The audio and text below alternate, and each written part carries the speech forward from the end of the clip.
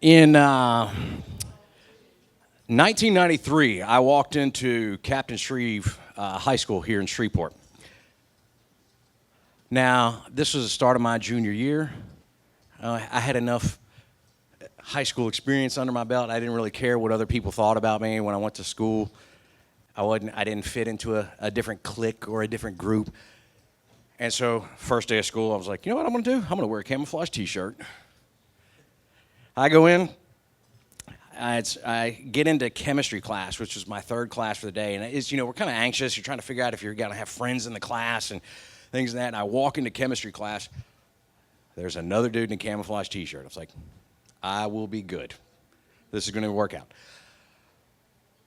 Ended up becoming one of my best friends. And when I say best friends, we went to college together. We were roommates together. We worked at the El Chico's on Burt Coon's waiting tables and bartending when there was nothing but cotton fields over there together, if you can remember that far back. In 2004, I stood at St. John's Church over next to Loyola as one of the best men in his wedding. Great experience to be there. In 2012, I was standing in that same church again, except I was there that time to carry his casket. 19 years and 6 months was our friendship. The following month, it was in December of 2012 when I got that phone call that he had passed. Following month, I had to be in Las Vegas, Nevada. I was there for a conference, and I get a phone call from his now widow. I said, hey, you took care of our finances, right? I said, yeah, sure did. I said, you had his life insurance too. I said, we used to. I said, what do you mean we used to? I said, well, he wanted nothing more to serve his country, and he re-upped in the National Guard. And when he re-upped in the National Guard, they have something called the SGLI, which is the National Guard's life insurance program. So he said, yeah, I know he did that. I said, okay, what's wrong? He filled out the paperwork wrong. Instead of me getting $250,000, I get $50,000. That was a devastating thing to hear while you're on vacation. Pretty much shut my vacation time down. To come back home and console a widow, and it makes it drive home further and further what we do in our industry. And we get the opportunity to console with people, and it was funny because he was the one and he was the type, and as long as I had known him, almost 20 years, like, no, I got it, don't worry. Are you sure? As many times I asked that. And as many times I asked that, and then when you find out the reality, it's painful. It still affects me, every day. I had to think about him and, his family and what he went through. Side story, we'll shoot into... I'm glad you guys are here this evening. I hope you guys picked the steak. Did y'all? Everybody? The last time I had one, the steaks here come from a company called Allen Brothers, and we've all seen the commercials on television for Omaha steaks because they advertise on TV. Allen Brothers is way above Omaha. The last filet I had from here, you could have cut it with a spoon. That's kind of cool. That's steak. In 2015, Dave and I released a book called Retirement at Risk, which you guys will get a copy of this evening. And when we did that, we didn't really expect kind of what occurred from that perspective. We released a book, and it kind of propelled us into a little bit more of an authoritative figure. And when the TV said, hey, could you guys come on air? Yeah, I guess so. Yeah, we'll do on air. And it turned out we end up on, if you catch us from time to time, you'll see us on KSLA or KTBS. When financial things happen in the area, it's kind of neat. We were blessed to go into the opportunity. It's like they call us to come in and be the experts, which is a really unique thing. it's also turned out we were in Wall Street Select as well as CNN's iReport, which are their online journals, and we're working on something right now with Kiplinger's, which is the biggest financial, I would say, article company that's out there, which is really, really neat. And about 6 weeks ago, we released a book called The Lemonade Legacy, which started out as a project that I did with my little girl, and we weren't planning on writing a book. There was no intention to write a book until I had breakfast with a speaker from Zig Ziglar's organization, and he said, "You got to write a book on that." I was like, "Man, we're having breakfast. I don't want to write a book." Like, that's a lot of pressure to write a book. And it turned out we ended up writing the book because it turned out to be on teaching our kids and grandkids, and that's the concept that we took behind this, because the financial concepts are not taught in school. Unfortunately, there's no, budgeting, there's no saving, there's no retirement planning. None of that is taught in our kids and our youth these days. And I think that's really could be an oversight, because our kids these days are kind of getting groomed into what I deem in the book as the now. It's, I need the new pair of Jordans now. I need the new iPhone right now. I need the new next best thing right now. And it's like, what? Dang, we had to like save up for that stuff, man. We had to like nickel and dime when I wanted to pack a baseball cards or whatever as kids. And, and that was kind of the mindset that we took behind that. When you guys came in, you got one of our packets.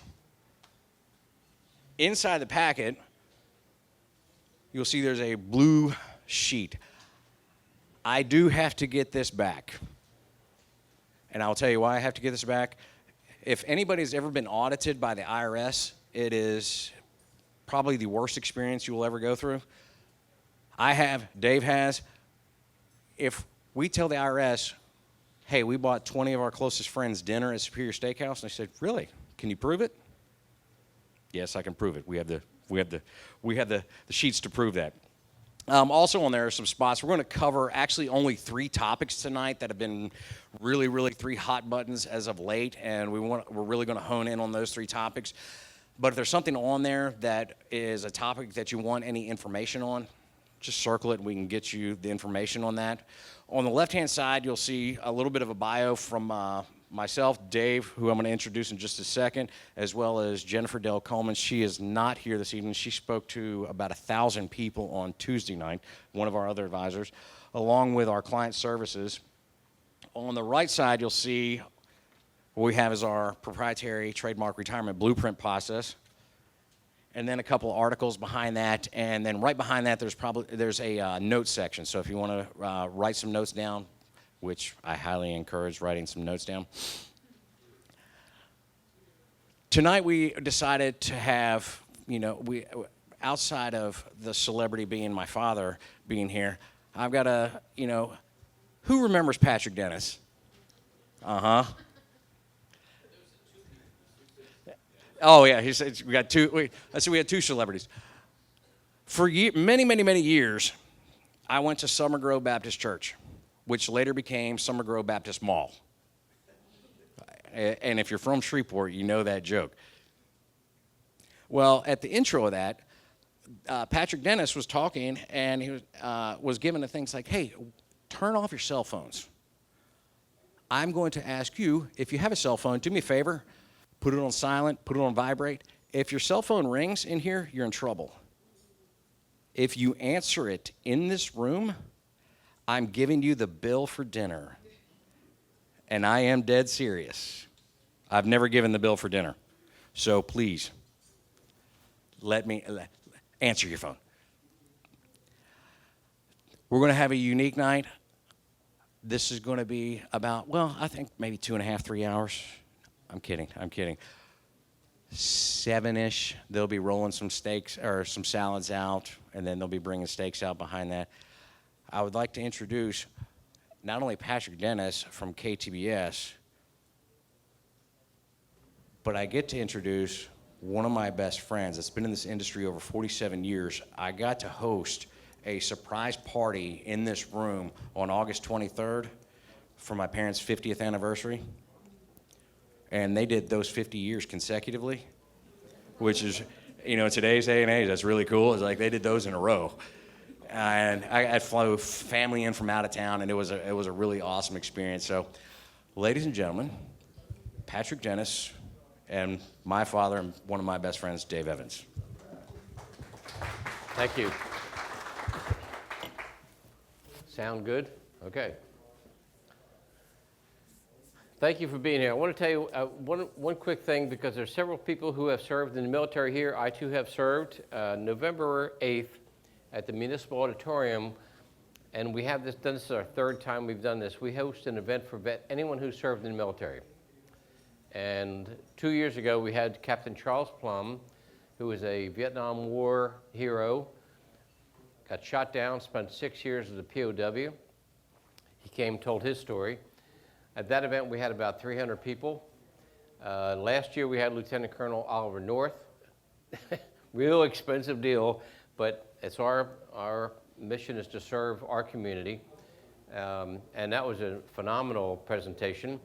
And this coming up, November 8th at 3 o'clock on Municipal Auditorium, is Chris Tonto Peranto, who's, if you've seen the movie or the book, 13 hours, yeah. He's in that, and he's going to tell us what really went on in Benghazi. So if you've served in the military, raise your hand if you served in the military. We want to say thank you for your service, so thank you. I know you're one of that. Yeah, we can recognize one, so thank you very much. And, I'd love to go. You'll be at the event, right? I love to go to a restaurant and see people in a uniform. I did it. In fact, I did it today. My wife and I eat lunch almost every day, and we went to Jason's Deli. There's people in uniform in front of me, and I said, I'd be honored if you let me buy you dinner, or buy you lunch. Every single time, if I see military people in front of me or behind me, I do that. I want to pick up their check and say thank you for your service. That has nothing to do with anything we're going to talk about, but it's my show, so I can do that. Okay. Patrick Dennis, I went to Summer Grove a number of years ago, and he would make the announcements about turn off your phone, and so why doesn't people carry a phone into the church service?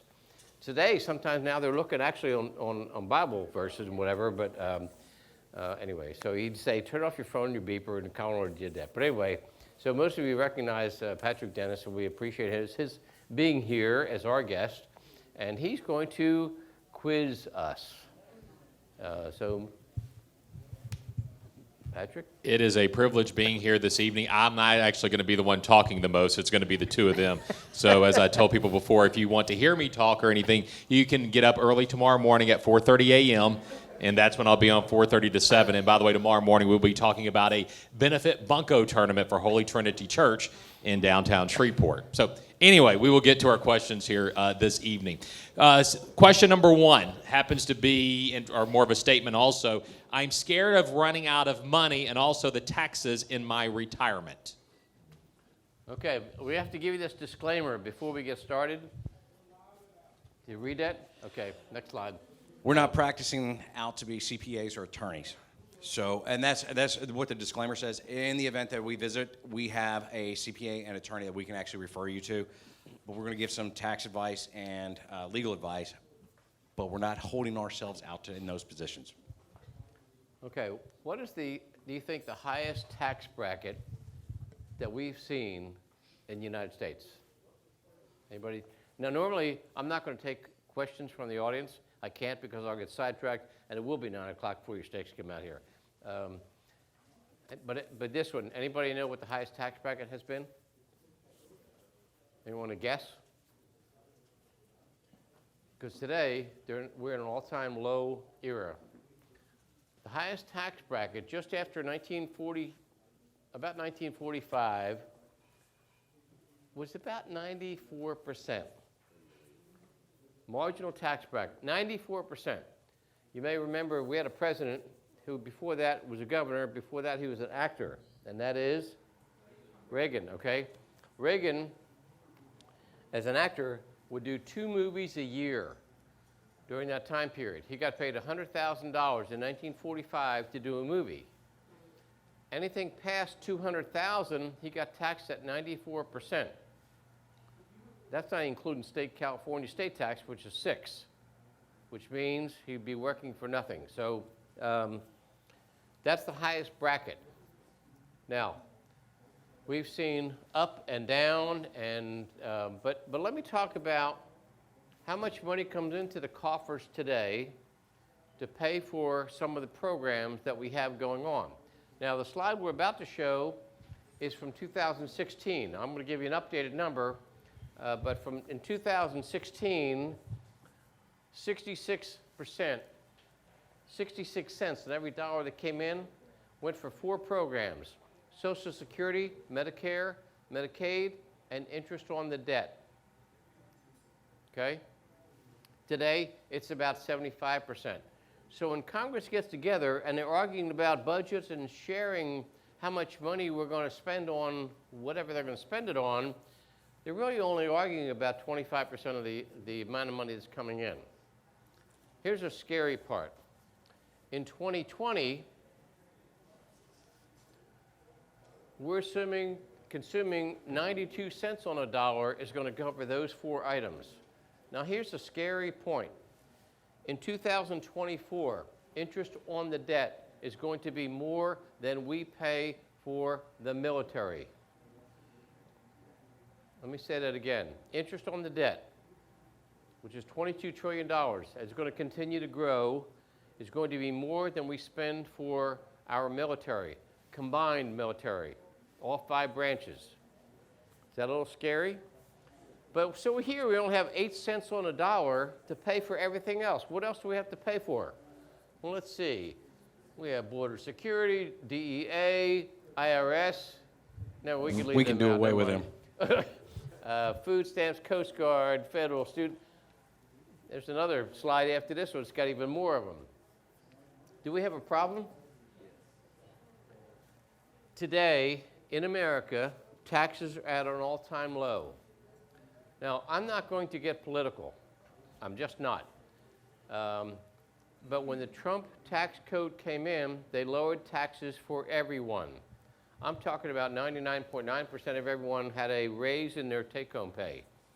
Do you think taxes are going to stay low? We have $22 trillion in debt and growing. We spend $1 trillion more than we bring in every year. Is that a problem? If you ran your household like that, or I ran my business like that, they put us in jail. So taxes are a big issue. In fact, I got a story real quick, and what hits me was watching cartoons with my little girl Saturday morning. There was this arch nemesis coyote. You guys remember his name? Mm-hmm.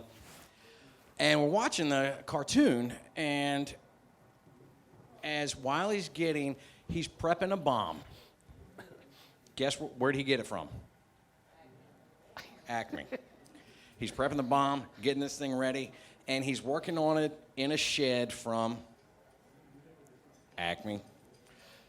And as he's working on this thing, Roadrunner, every episode, one step ahead of the game. Always was. Wiley wants bird for dinner. Roadrunner's like, not my bird. And he ends up pushing the shed. He's pushing it. He sticks it right on train tracks. Wiley goes back. He's still working, not paying any attention. He hears, doot, doot. Goes back to working on his bomb. Ignorant, not paying attention to it. Doot, doot. Hears it again. Looks over, and he pulls the shade down. Isn't that kind of like what our government does to us? When we see stuff like this, and we've realized we've doubled the national debt, it was about 10 weeks ago, I don't remember if it was CNN or MSNBC or one of those, I caught a congressman. I said, why won't you fix the tax issue that's going to come to fruition? Because nobody would vote for me. Is that a problem? I'm like, if I was a politician, I'm coming to the door, hey, would you vote for me? I'm going to raise your taxes. No, I'm not voting for you. They're kicking the can further and further down the road. And the worst part is he said, well, why won't you fix anything? Because if I'm out of office, it's no longer my problem. I couldn't sleep at night. I mean, I couldn't. That would just bug me to no end. Who remembers this game? We all do, right? I found this video a couple days ago, and I stuck this in here because I thought this was just fitting. Oh my gosh. Where's all your money gone, Donnie? Taxes 9, 10, 11. Let me fix my house. It's okay. It's part of the game. It's fun. It's not fun to what? It's the worst part of the game. It's what? Taxes. We should charge you for that one. It hits home, though. Fortunately, he's going to grow up knowing what the tax game is like. Okay. A guy who didn't quite make it to the Supreme Court, learned hand, said, anyone can arrange their affairs in such a way to pay the lowest taxes possible. And that's legal. It's okay. The Bible says, render unto Caesar that which is Caesar's. And I am absolutely on board with that. I don't mind paying to Caesar that which is Caesar's. I have a problem paying to Caesar that which is mine, because Caesar doesn't have a good track record anyway. And I don't want to pay it any sooner than I have to. Does that make sense? So if there's a way that we can eliminate, avoid, delay, certainly lower the tax footprint of people, that we want to do that. And that's a really big deal. Now, we're going to talk about 3 different subjects tonight. One is the taxation, and how do we, and we're not going to be able to give you all the solutions tonight. We had a meeting in about 2 months ago by a guy named David McKnight, who talked about the power of zero, meaning how to get into a zero tax bracket, which I'll talk about in just a little while. And but his point is, it's not about products. It's about strategies. If you've ever been to a workshop similar to this, many times the people that are standing where I'm standing are talking about products, their products, or whatever. I've been in the business 47 years, and I have followed my own financial advice. What I can promise you, not everybody who stands at this stage from other firms can say that. This is what I want to do. And my wife allows me to do it. It's okay. I take a lot of time off. But I absolutely love what I do because I get to impact people's lives financially in 2 different ways. One is by the advice that we give, and now this is for me personally, and 2 is by the financial well-being that we have that we can share with other people less fortunate ourselves. And I'm not talking about my church. I'm talking about Pastor Church. But I wanted to address taxation, and I'm going to let Colin handle the next part about how to handle we've been, let's see, how can I say this? Not brainwashed, but we've been said, hey, let's put money away into a retirement account. It's tax, sir? Tax deductible. Okay, I buy an IRA, it's tax deductible. Is it tax deductible? No, it's not tax deductible, it's tax delayed, tax deferred. We'll talk about that. I had a conversation about 2 weeks ago with my CPA, and when I was visiting with him, I was like, Dave's going to, I was going to throw one back to him. He's going to end up visiting on something in a little while. I said, I'm actually getting ready to start converting all my IRA and qualified monies, because my CPA, and when I asked him about that, he's like, Well, that's actually, we don't suggest that. I was like, well, you have told me to tax deduct, tax deduct, tax deduct, tax deduct, tax deduct, tax deduct, get the deduction, get the deduction, get the deduction. And when I mathematically explained things to him at Strong's on Kings Highway, and I stumped my CPA, who I'm kind of looking up to for tax stuff, and I stumped him. I was like, why wouldn't I do this? He said, well, when you put it that way. Could you explain to me a different way? He was like, no, you mathematically did that. Like, aren't you my CPA? Retirement plans are, I would say, are different. When we think about this, and what we're going to go into is, when it goes into retirement, when you start taking distributions out of those qualified funds, the IRAs, the 401ks, 457 plans, 403bs, the TSPs, all the different ones that are out there, we'll kind of lump them into and just call them an IRA or a qualified plan just for simplistic sake. But they get thrown on top of retirement income. And when they get thrown on top of retirement income, that can have a couple different effects. It can affect Social Security. Social Security can get taxed. It wasn't originally, but our government has a great way of changing the rules. And they're really good at that without our permission. What else can it do? It's like they put these stringencies on it. It's like, oh, not only are we going to tax it, but guess what? We are going to require you to take it out on a certain time. Well, dang. That means you're forcing me into doing this. But there's another thing that turns out to be one of the most painful things that, it's like this has been, in the last 2 years, I have been on a warpath for this mission. Patrick, you can go ahead and ask the question because this one hits home. So what are your thoughts on leaving your IRA to your spouse? I get on a warpath mission for this. Your spouse absolutely deserves every bit of it.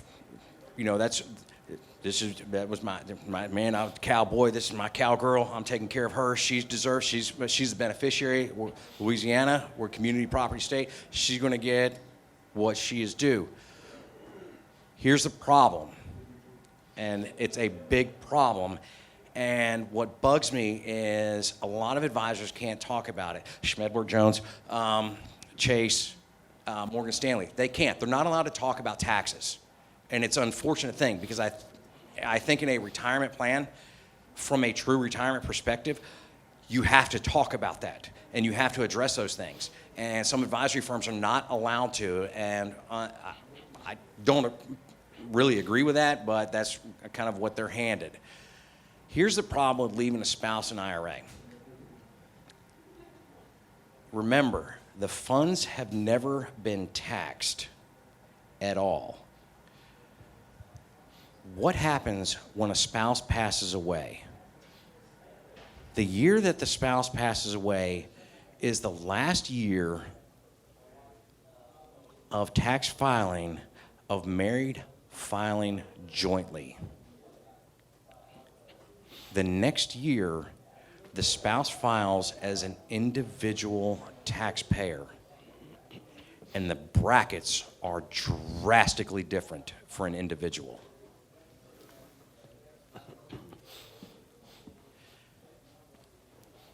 Married filing jointly. And I'm going to just use this 25% tax bracket. Married filing jointly sits at about $75,000 to about $225,000. Go into a single taxpayer bracket, shove that all the way down to just over $100,000.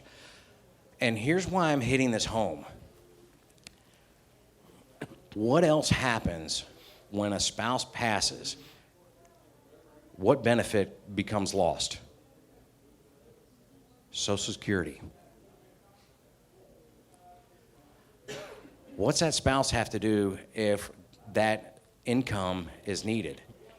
Now it has to start being taken from retirement accounts. to make up for lost Social Security income.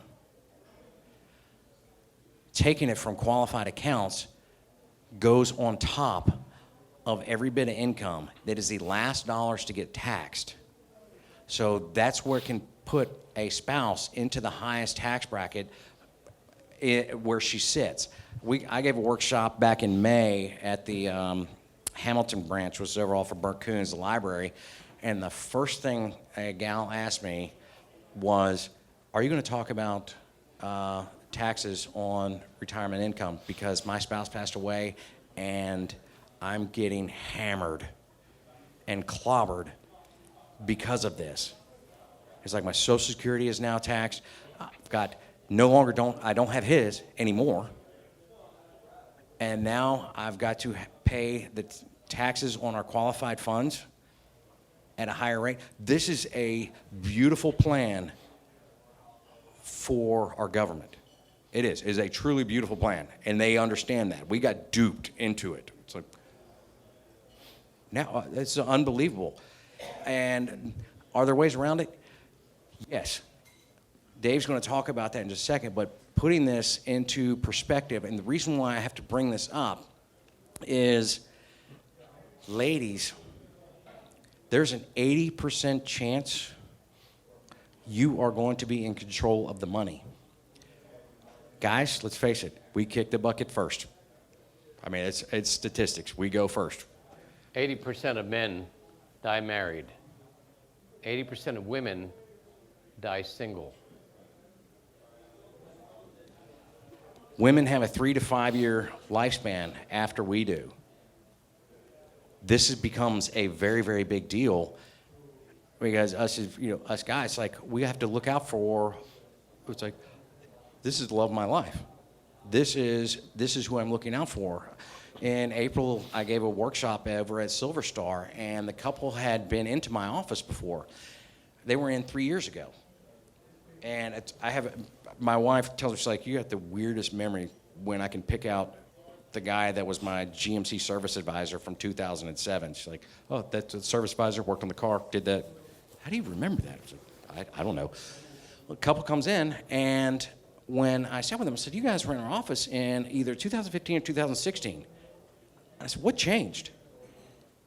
And he huffed a little bit and got welled up, and it's like, I had a health scare, and I've got a condition.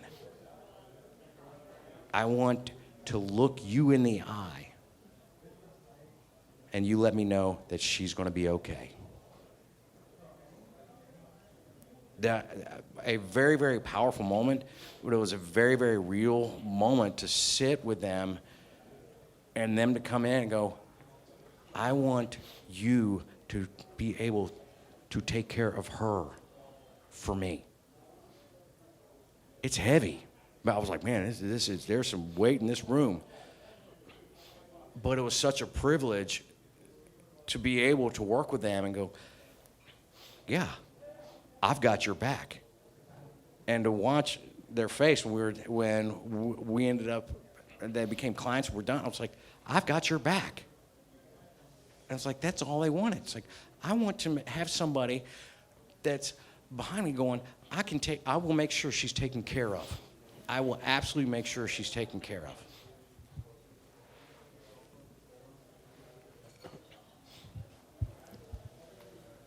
Okay, so the money hasn't been taxed. Remember when we got told we're going to put away $2,000, $3,000, $4,000, $5,000 a month? We tax deducted it. We didn't. We delayed it. But now it's a big pile, and that's a big deal. So let me give you some examples here. If you have $500,000 in an IRA, number one, it's not all your money, because we have a partner in the deal, do we not? Uncle Sam. Some is yours. What about if we take a strategy where we change some of your IRA money, which is taxable, to Roth IRA money, which is tax-free? I had a lady in my office today, and she said, well, I thought I couldn't do a Roth because I'm not working. I said, you can't contribute to a Roth, but you can convert to a Roth. Doesn't matter if you're working or not, or it doesn't matter what age you are. And that would be a strategy that we'd want to take into consideration. Now, I'm going to make some assumptions here. We're going to assume that this person has a has a traditional IRA, 401k, rollover, whatever, big pile of money, and they're going to wait until they're 70 and a half when they have to start taking required minimum distributions. We're going to make three assumptions. One is the tax bracket is 25%. We just use that for round numbers, 20 for the feds, 5 for the state. The second assumption is we're going to assume that the money grows by 5%. The third assumption is we take required minimum distributions. We don't need it. And I'm in that situation. I don't need it. I have to take them. So after I've settled up with Uncle Sam, I put the money back in the same type of account that I make 5% on. Okay? So $700,000 in an IRA. Some of you saying, can I get that? I'm not quite there yet. Okay. Total taxes paid, $221,000 just on required minimum distribution. But then they take the money out, they reinvest it, and then over their lifetime, we're going to assume they die at about age 90, they pay another tax, $90,000 on the taxes on what they had to take out. And then when they pass away, there's another $143,000 that the family gets to pay taxes on. Total taxes on $700,000, $455,000. This is documented. So Big number. I ran this with my CPA too. He's like, your math is correct. okay, but what if they said, well, I'm going to spend my required minimum distributions? That's okay too. Same calculation. We still have $143,000 for the heirs. Taxes are $364,000. What if we convert to a Roth? What's that look like? Same assumptions. We're paying 25% tax. It's $175,000. Which now, you want to pay $463,000, $373,000, or $175,000? And by the way, and you got to trust me on this one, taxes are on sale today. I'm not going to get political, but I will tell you that the people who are running against Trump for the Democratic nomination are saying we want to do two things. One is we want to get rid of the Trump tax code, which means we're going to raise your taxes. That's what they're all saying.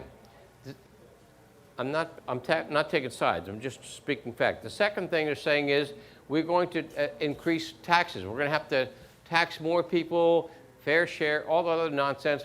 But they're not doing that because we have a $22 trillion debt or a $3 trillion deficit.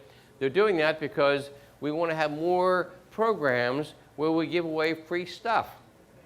Is there free stuff? Free Medicare? Free college? Now that I paid my college loan off, I just finally got it paid off. They're going to now say we're going to forgive all your college loans. Okay. So you want to pay $455, $364, or $175? What if we paid $175? What if we just took the Band-Aid off all one time, ripped it off?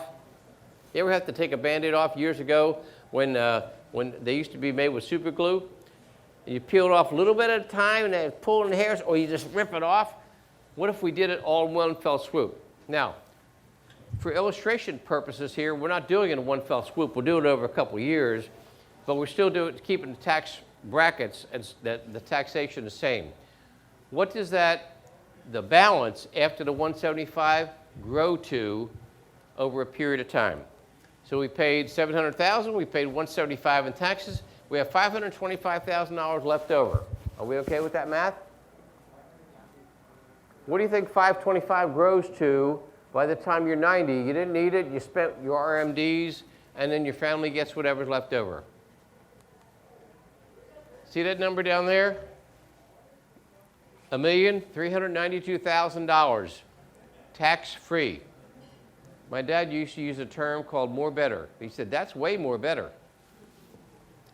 Would that make sense to you? 1.3 million tax-free. Okay. So there's some benefits to Roth conversion. We worked with a guy here not too long ago who was in the oil business, He had to retire. His wife got sick, and he said, I can't travel anymore. I can do local jobs, but his wife had cancer, and he said, I got to stay close by. So he had a big bank account, and we kind of worked with him and said, hey, for the next 12 months, while your income is zero, let's live off the bank account. And it was sizable enough that he could do that. What's his tax bracket? 0, right? Okay. So we now started converting over a period of time to Roth. And the standard deduction today is about $24,500. So if we take $24,500 and his amount we put in or converted to Roth is $24,500, how much tax did he pay? 0. So we converted taxable money to tax-free money. And that's what we want to do, because tax-free has a significant effect on your financial future as you go on. If you do that to a Roth, you have tax-free growth, tax-free distributions, tax-free to surviving spouse, no required minimum distributions. I did this in 2011 and 12. I converted a good portion of my IRA money to Roth. I bit the bullet, I paid the taxes, didn't like it, but I did it. I don't have to take distributions at 70.5 now, number one. If I do, it does not go against the calculation for me for provisional income in terms of paying taxes on my Social Security.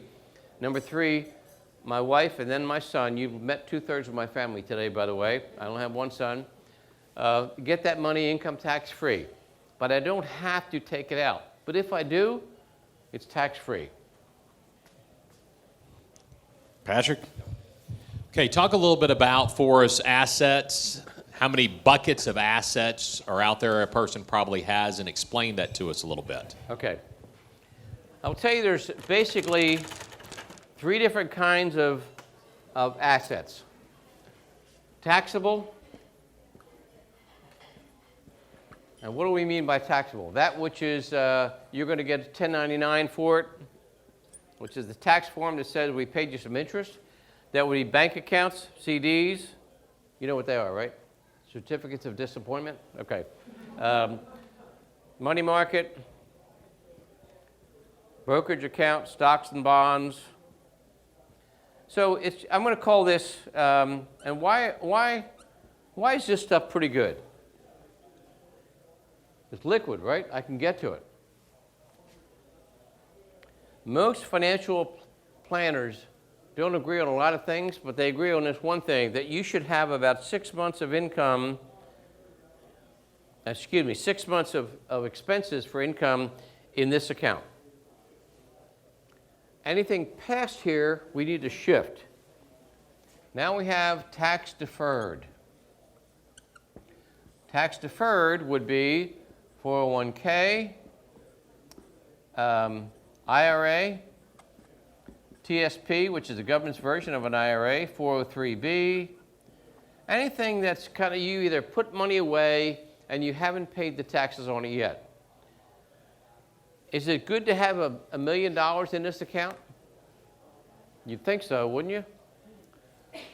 We don't want any more in this account than when you have to start drawing money out, that your required minimum distribution happens to equal the standard deduction. When you are 70 and a half, and you have to start drawing from that today, this year, you get about a $26,000 standard deduction. How many of you have heard that we're going to be in a lower tax bracket when we're retired? Oh yeah, we've all heard that, haven't we? Are we? Well, there's a couple things. We don't have kids. Most of the time our mortgage is paid for. We may not even have large charitable deductions because we're donating our time to our charity or our church. So we're now taking a standard deduction. We want the required minimum distribution to equal this number. Anything past there is not good. If the RMD, required minimum distribution, is $26,000 and your standard deduction is $26,000, what's the taxes on that money? 0, right? Okay, that's what we want. Zero taxes. And then we want an account over here called tax-free money. In order for something to be completely income tax-free, it has to meet several requirements. One, it has to be federal income tax-free. The second, it has to be state income tax-free. We've heard that municipal bonds are tax-free. Have you heard that? They're federally tax-free. Are they state income tax-free? Depends on the state of the bond. If I buy, I don't know why I would, but Illinois bonds, they are free of federal income tax, but I have to pay state income tax because it's not my state. But if I buy Louisiana bonds, I don't have to pay Louisiana income tax on that. But can I still be subject to taxation on those bonds? Yes. Because if interest rates change and the value of my bond goes up, I put $10,000 in and now it's worth 11, even though it's paying me whatever, and I sell it, I now have to pay capital gains on the difference. So in order to be truly tax-free, it has to be free from federal income tax, state income tax, and long-term capital gains tax. Ideally, Social Security fits in that category, okay? We want Social Security to be income tax-free. If you put money into a Roth IRA, or if your employer had the option in your 401k, a Roth option, of putting the money in after tax, I'm going to tell you that was a good move, and you should do that. The other is Roth conversions. And that's what I did in 2011 and 12. I said, I'll just pay the taxes here. Ladies and gentlemen, the taxes are on sale today. Do you think taxes are going down anymore? No. Good night. We're in $22 trillion in debt and spending $1 trillion more than we bring in. Taxes have got to go up. And Colin said earlier that politicians want to kick the tax thing down, the can down the road, because no one wants to be elected by saying, vote for me, I'll take away your benefits and raise your taxes. But ladies and gentlemen, we cannot continue on the path that we're doing. Taxes are on sale today. Now there's another product out there called a life insurance retirement plan. And when I came into business 47 years ago, there was two kinds of insurance. There was whole life and there was term. That was pretty much it. Okay, variations. We had endowments, but that was it. Then it became universal life and variable, and all confusing conglomeration of a lot of different variations of it. But today, they have different products in the marketplace that we can convert this money into this money. And why would we do that? There's a couple points. One is we take some of the money out of here that still maintains this number low. This has tax-free death benefit to our family. I just made a calculation for someone today, had a large 401k. I said, why don't we take some of the 401k and turn it into this and have money available to the family to pay the taxes on the balance of it. And that way they'll get the whole thing tax-free. The second thing it has is long-term care benefit. There's a couple ways to buy long-term care, all of which are expensive. But if you do it through this fashion, if you don't die, but you have to go into a nursing home, we can draw from the death benefit to pay for nursing home care. But let's keep you healthy, let's keep you alive, and now a couple years down the road, we say, now I want to draw from that pile of money. The money that you have coming out is income tax free. And this is under section 7702 of the Internal Revenue Code. I'll say 7702, anyway. And that says that we can do these things, have these tax-free benefits for ourselves and our family. Does that make sense to you? Okay, in the last few minutes that we have, one of the the first questions that Patrick had asked was about taxes, but he also asked about income. And one of the biggest fears that people have in retirement is having more life than I have retirement. I mean, have more money. Is that a concern? It's actually the number one concern. I don't want to outlive my money. I want money that's going to last as long as I do. I want to go from paychecks to playchecks. So when you're in retirement, and I'm telling you, if you're visiting with me, I'm going to encourage you to spend the money. Travel, go visit the grandkids, do whatever, because we want a mailbox money coming in every month. And we want to structure it in such a way that you're not going to run out of money. You can't have guaranteed income from non-guaranteed products. So if you have an account, 401k IRA that's doing this, and I promise you, about 2 o'clock this afternoon, I'm visiting with a young lady, and I'm looking, she said, I said, this is her statement. I said, do you see this thing like, and it looked just like this? I said, that's not an EKG. That's the returns of what you are in. And generally, when you get closer to the time when I'm going to be in retirement, and I'm going to now have, instead of have man at work, we're going to have money at work. Okay, woman and money at work. We want to have money that's going to be guaranteed to be there. Does that make sense? We want to do that. We want to have accounts that have guaranteed rates of return, guaranteed income streams. And how about if we can eliminate this altogether? Would that be good?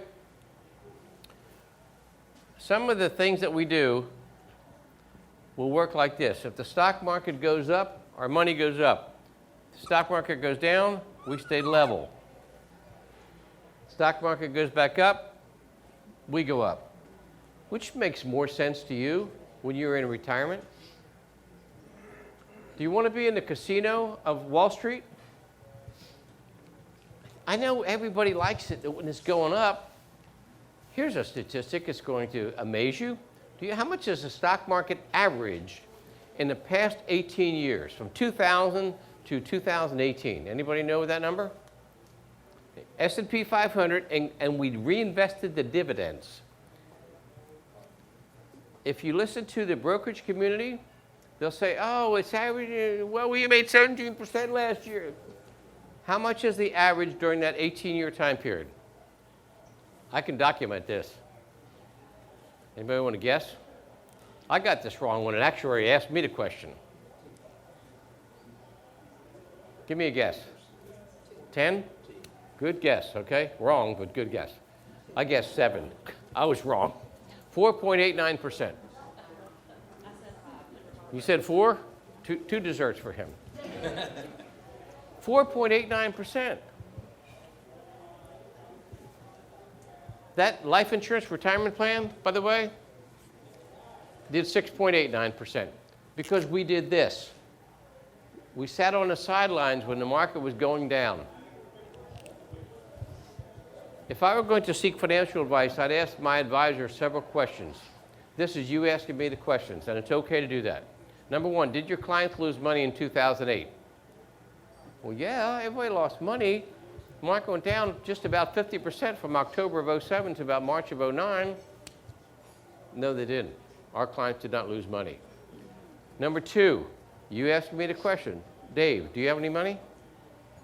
Good night. After 47 years of doing this, if I don't have any money by now, you need to run. You don't need to take advice from me. Number three, where do you put your money? So if I say, Ruth, you know the answer to this question. Put your money over here. And you say, Dave, where's yours? Mine's over here. No, it's not. It's in the same place that your money is. Ruth is a client. Anyway. You know, we kind of tend, in human nature, and human nature is, if I invited every single one of y'all back tomorrow, guess where everybody would sit? We get in the habit. We get in the habit of doing the same things. We get in the routine because it's the only way we know how to do it. And we go with that habit. But you think about it. The road that you take that gets you to retirement is not the same road that you take during retirement. They're two radically different paths. And how I can relate that is, sometimes a change has to be made. And sometimes we're human. Change is uncomfortable. I can describe that. I had to get a new iPhone yesterday. And I fought that tooth and nail because it was a change. Did not want to do it. But a change is necessary. How can I relate that? Anybody in here still see a pediatrician? I mean, and think about it. It's like we grew out of that. When y'all came in, you got a sheet that I do have to get the fronts that filled out so we can keep from the IRS. On the back side of that are a couple dates and times that we have. We had 30 people last week. We had 200 people last month. 86 people last month wanted to sit down and visit with us. We have over 1,200 clients. I have lost less than 1% that have left my firm to go somewhere else. We absolutely love what we do. We love our clients. We have an enormous staff that gets to help us love them and take care of them. I really want you to picture a day in retirement where you're not worrying about where the income comes from. I visited with a couple several years ago, and man, and this guy it was just one of those real intense, on the edge of his seat, and it's like, man, he loved stock trading, loved being everything, and his wife was fed up because he did this day in and day out, and this was retirement. Like, man, what are you doing? He's like, man, I'm buying and selling, trading. I'm like, why? He's like, well, I get a little bit of a rush. Okay, I understand that. I can get that. And I got to talking, and I really understood her concern. It's like, man, it's like you're fighting to have a really, really exciting retirement portfolio. And he's like, yeah. And when I said it, I was like, I do not want you to have an exciting portfolio. I want you to have a boring portfolio. What I want you to have is an exciting life. This is why you came to this point in life. This is, where we saved, what we did for. Guys, remember what we said earlier? There's an 80% chance we kick the bucket first. That's statistics. We are. But I want you to think about and picturing the day when your wife hugs you and kisses you and says, thank you for taking the time to do this for me. Thank you. See? Thank you very much.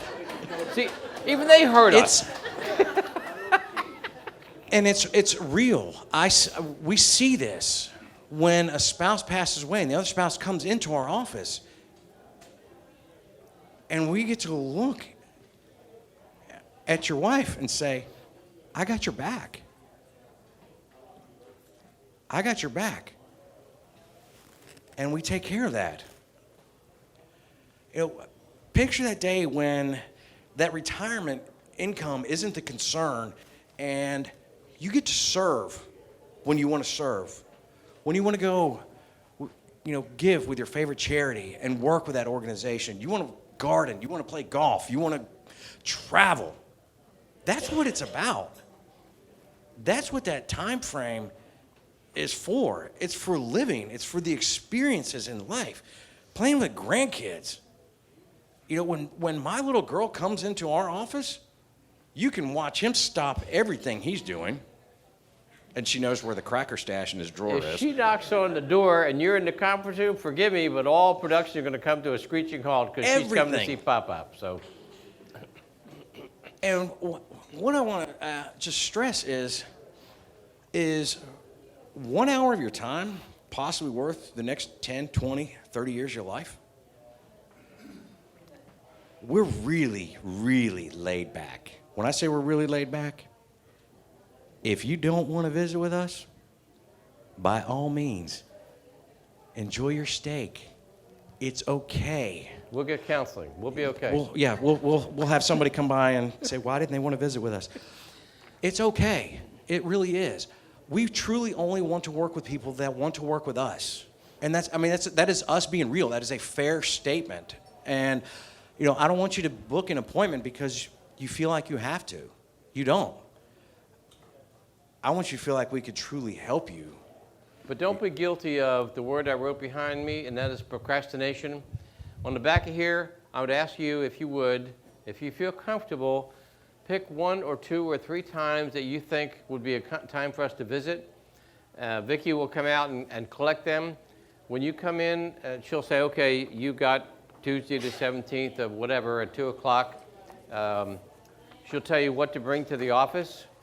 When you come into our office, about 99% of the time, you're going to park right in front of the front door. You're going to be in the lobby for about 2 minutes, maybe 3, and then you're going to be ushered into one of the conference rooms. You visit with myself, Colin, Jennifer, or maybe 2 of us, and you'll, because we do a team effort, we have 5 staff people, and they help us serve the needs of our client. And all we're going to do is talk about the things that are of your concern, but you got to bring your documents with you. But I don't want you to be guilty of procrastination, because procrastination is a killer, it's a death knell when it comes to your financial well-being. I asked a lot of you when you came in fact, almost every one of you, what you did for a living. Some people, I was in the military, or full-time military, have been full-time military. Some people have been in former drug business. I don't mean selling drugs, I mean, anyway, I don't know anything about that. I don't know anything about being in the drug business or teaching. What I know about is money. I have a black belt in money. I know how to grow it safely, protect it from creditors, predators, opportunists, and downturns in the market. And very few people can, I promise you, can stand up here and say, I have followed my own financial advice for the past 47 years. I am not working because I need the money. I'm working because I absolutely am passionate about the work that we do for our clients, and I hope that shows. I'm going to say a blessing. They're going to bring salads out. If you haven't been to this restaurant, the restroom is through the next double doors over in the left-hand corner. By the way, you'll get a copy of our book that we wrote, Retirement at Risk. You can buy it on Amazon for $11.99, or you can come here and we'll just give it to you. If I see my book on eBay, I will track you down. Anyway, thank you very much for being here. We have 2 people in the back who are in the military. We want to thank them for their service. Thank you for your service. You can thank me. I serve too. Okay, anyway. But thank you for being here. And we really appreciate your attention. Nobody's phone rang, so I guess I'll pick up the check.